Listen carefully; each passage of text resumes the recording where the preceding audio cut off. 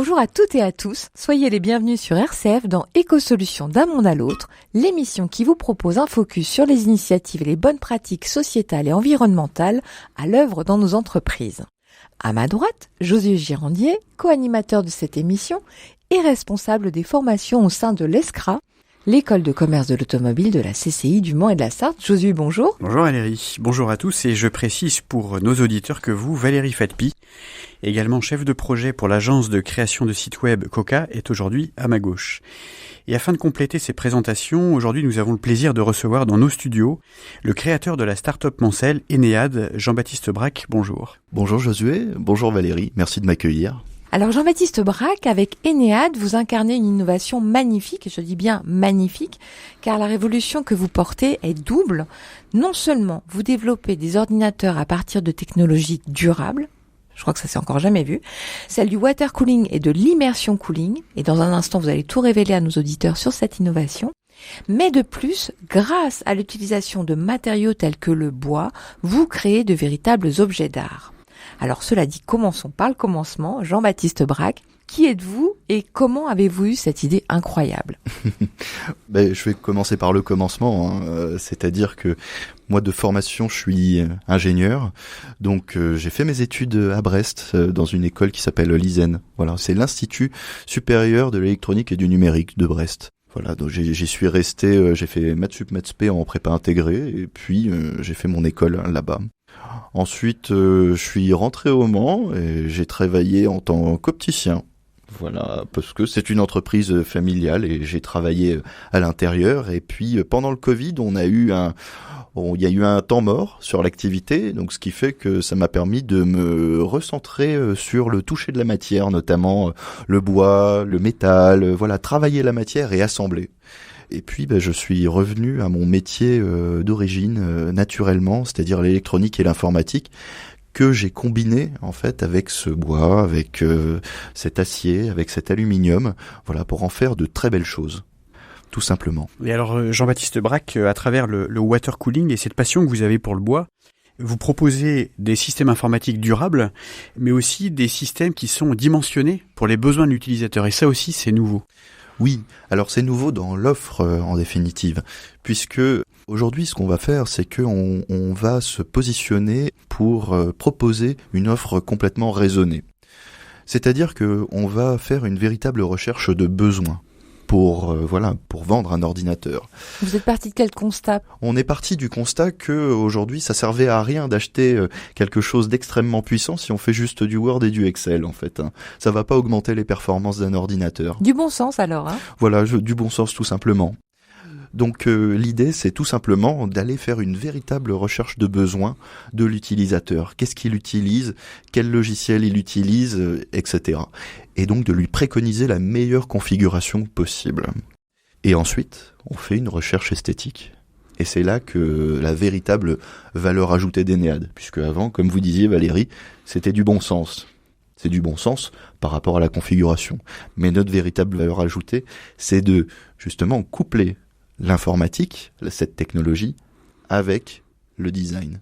J'ai travaillé en collaboration au début avec une designer industrielle, Christelle Supio, qui est à Créapolis, et qui a développé donc en tout 5 concepts issus du mobilier contemporain.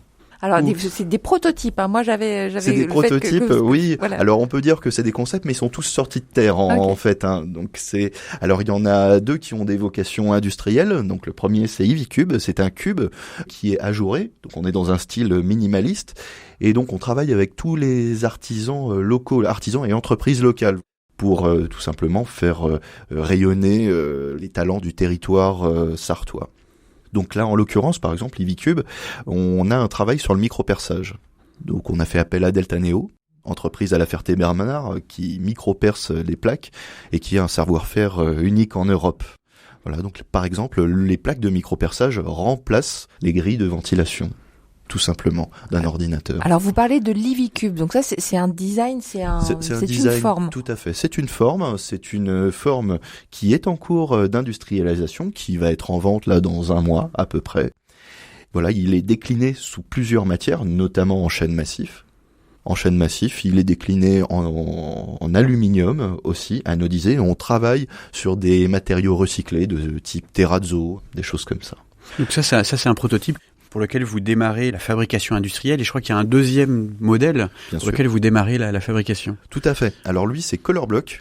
Alors là, on a choisi quelque chose de différent pour l'industrialisation. On a choisi de le mettre sur une campagne de financement participative pour le passage des normes de cette industrialisation, puisque l'industrialisation des systèmes informatiques est régulée en fait par des normes. On peut pas mettre ce qu'on veut sur le marché. Donc il faut passer certaines normes, CNM, RED, etc. Donc pour le coup, et ces normes, ça a un coût. Et donc c'est pour ça pour Color Block, on a décidé de passer par une campagne de financement participative. Du coup, ce Color Block-là, pardon Valérie, ce Color Block-là va ressembler à quoi ? Alors il ressemble très fortement à la brique avec laquelle on jouait dans notre enfance en fait. Donc c'est un petit empilement de briques qui est de toutes les couleurs qu'on va pouvoir personnaliser à souhait et avec les couleurs qu'on veut. Donc en fait, il y a une infinité de combinaisons possibles. Et alors dites-nous-en quand même davantage sur le water cooling et l'immer cooling là. Ces deux techniques-là, oui. Pourquoi vous les avez-vous choisies et en quoi est-ce qu'elles apportent un gap écologique ? Oui, alors deux choses. Chez Enead, on travaille le water cooling. Donc c'est une technologie qui existe, qui est déjà utilisée énormément dans le secteur du gaming. Dans le secteur aussi de ceux qui font des calculs, de la CAO, de la DAO, etc. Elle a pour avantage de refroidir les composants vraiment de manière beaucoup plus efficace. Que quoi ? Que l'air cooling.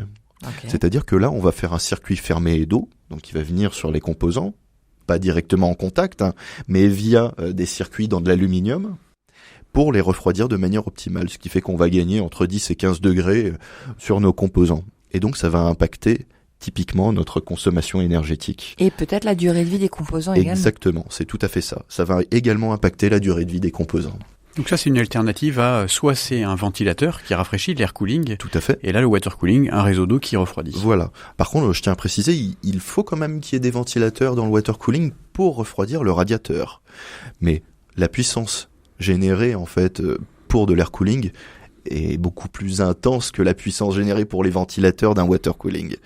Voilà. Et alors, vous dites également que l'eau est 26 fois plus caloporteur que l'air, oui. Exactement. Et donc, du coup, cet excès de calories, est-ce qu'il est dans le process réutilisé quelque part ? Alors, l'idée, et c'est pour ça que je vous disais que Enead a, on va dire, deux branches. Donc, la branche du water cooling et de l'immersion cooling. Donc, concernant l'immersion cooling, donc je sais pas si ça vous parle, ce sont en fait, on va travailler sur des liquides complètement diélectriques et très caloporteurs. C'est-à-dire que on va plonger directement nos systèmes informatiques, donc des serveurs, pourquoi pas de l'IT d'entreprise, on est en train de travailler là-dessus, dans des bacs qui sont complètement immergés. Et puis, ça a pour effet, là, pour le coup, véritablement d'avoir un potentiel refroidissement complètement écologique en fait, puisqu'on va beaucoup moins tirer sur de l'électricité pour refroidir les systèmes. Et d'autre part, ce qui est intéressant, c'est que cette chaleur qui va être générée par les systèmes, elle va être beaucoup plus facile à récupérer.